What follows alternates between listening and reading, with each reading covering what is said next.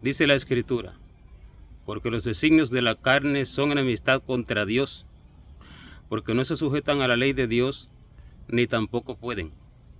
Y los que viven según la carne no pueden agradar a Dios. ¿Cuáles son los designios de la carne?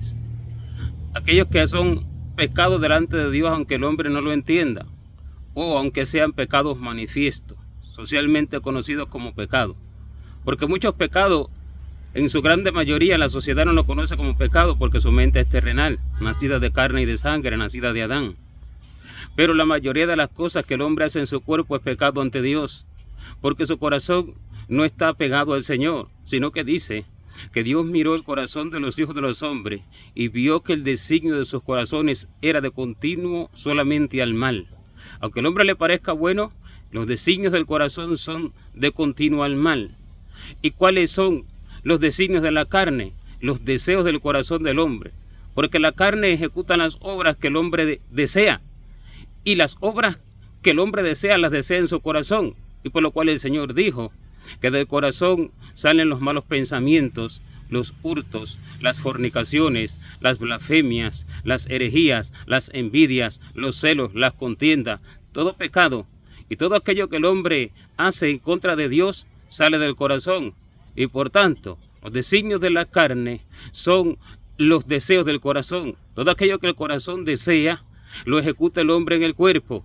Y dice que todo aquello que el corazón desea es enemistad contra Dios, por cuanto dice que los designios de la carne son enemistad contra Dios, porque no se sujetan a la ley de Dios ni tampoco pueden. Entonces, los deseos del corazón del hombre son enemistad contra Dios, y por tanto, los deseos del corazón del hombre natural, nacido de mujer, nacido de carne y de sangre, lo matan, lo llevan a la muerte, a la perdición. ¿Y por qué? Esto me explicó el Señor. En el principio, el hombre pecó porque Satanás lo engañó, y lo engañó en su corazón, y el corazón, por cuanto fue engañado, fue vendido al príncipe de la mentira. Y por lo que dice la Escritura en Romanos 7:14, que la ley es buena, pero dice que yo soy carnal, vendido al pecado. O sea, que el corazón del hombre fue vendido al pecado.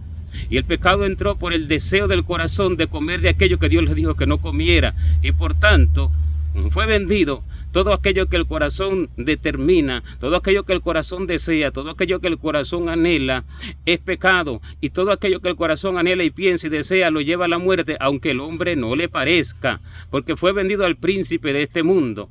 Pero cuando se convierte el creyente al Señor, lo primero que el Señor le pide es su corazón. Y por eso que dice, dame, hijo mío, tu corazón, y miren tus ojos por mis caminos, porque los caminos de los hombres todos llevan a la perdición.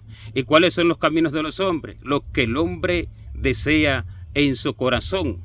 Y esto es lo que el Señor ordena al hombre.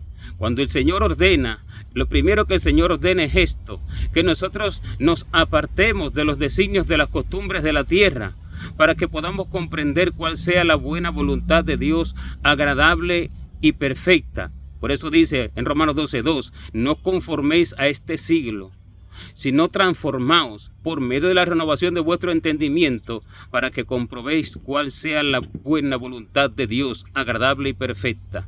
¿Cómo es conformarse a este siglo? Desear lo que desea el hombre común, desear lo que desea el hombre natural. El hombre no piensa que ello es pecado, pero lo desea para su carne, para su cuerpo. No piensa en su alma, y no piensa y no conoce ni entienda la voluntad de Dios, por lo cual dice que no nos conformemos a este siglo, sino que transformemos nuestra mente, nuestros pensamientos, ¿verdad? Transformados conforme a la renovación de nuestro entendimiento. O sea, que el entendimiento se va renovando para poder comprender, para poder entender realmente el corazón del Señor. Entonces, cuando lo vamos entendiendo, vamos comprobando cuál es la buena voluntad de Dios, que es agradable y perfecta. ¿Para quién? Para la carne, para el alma, porque el alma es la que va al cielo, o el alma es la que va al infierno, para esperar allí la resurrección de cuerpo, alma y espíritu. Pero entre tanto eso acontece, el alma va al cielo y el alma va al infierno. ¿Y qué acontece con ello? Que el alma o es engañada o el alma es alimentada y alegrada, porque el corazón es el que engaña o alegra al alma.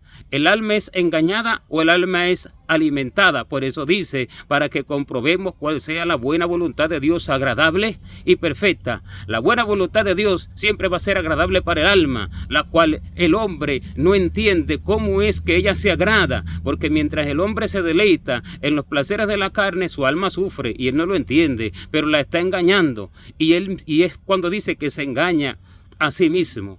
Y esta pregunta le hice yo al Señor: ¿cómo el corazón engaña al alma? Y esto me respondió.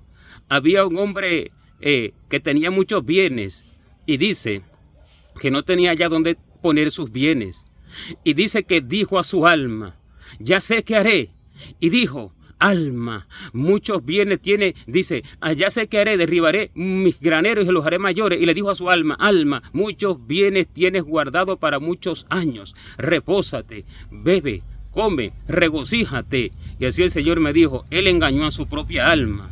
O sea que el corazón con sus deseos engaña a su alma y le hace pensar que esto es bueno para ella, y por eso el alma va turbada, y por eso el alma va engañada, y por eso el alma va confundida, pensando que es bueno aquello que hace, pero realmente proviene del corazón. Pero cuando hay un corazón que no está inclinado a sus propios deseos, sino que está inclinado a la voluntad de Dios, que está inclinado al deseo del corazón de Dios, porque lo busca, le pregunta, inquiere en él, hasta que Dios se lo va revelando, se lo va diciendo, este corazón no engaña a su alma, sino este corazón le alegra a su alma, le da bien a su alma. Y allí entonces se cumple la palabra que dice, ¿verdad?, que aquella voluntad de Dios es buena, agradable y perfecta. Y por eso los deseos del corazón, cuando son del hombre natural nacido de mujer, se oponen contra el alma que va al cielo o va al infierno. Si el deseo del corazón del hombre proviene de él mismo y proviene de su nacimiento natural y terrenal, arroja su alma al infierno. Pero si proviene de Dios, porque Dios se lo revela y Dios se lo manifiesta y le dice todo lo que tiene que hacer, entonces ese corazón alegra su alma. Y por eso que dice en 1 Pedro 2:11 que yo os ruego, como a extranjeros y peregrinos, que os abstengáis de los deseos carnales que batallan contra el alma, porque el deseo del corazón, que lo manifiesta el hombre en su cuerpo, lo manifiesta en la acción del cuerpo, ese deseo del corazón batalla contra su alma, arroja su alma a la perdición, pelea contra su alma, aunque él no lo sabe, aunque él no lo entiende así, pero esos deseos del corazón batallan contra su alma. Y por eso es que los deseos del corazón deben de ser arrojados fuera de nosotros. Y por eso es que dice, ¿verdad?, que el que confía en su propio corazón es necio. En el libro de los Proverbios, capítulo 28, verso 26, dice así, que el que confía en su propio corazón es necio, pide conforme a su propio corazón, pide que Dios le cumpla sus sueños, pide que Dios le cumpla sus metas, pide que Dios le conceda aquello que él anhela, aquello que él desea. Pero el Señor no enseñó así, porque cuando el Señor iba a la cruz, le clamó al Padre, le dijo: Padre, si es posible, pasa de mí esta copa, pero no sea como yo, sino como tú. Y el Señor enseñó a pedirle a Dios aquello que no va conforme a lo que se quiere, sino a lo que quiere Dios. Y allí entonces uno renuncia a los deseos del corazón, los cuales batallan contra el alma.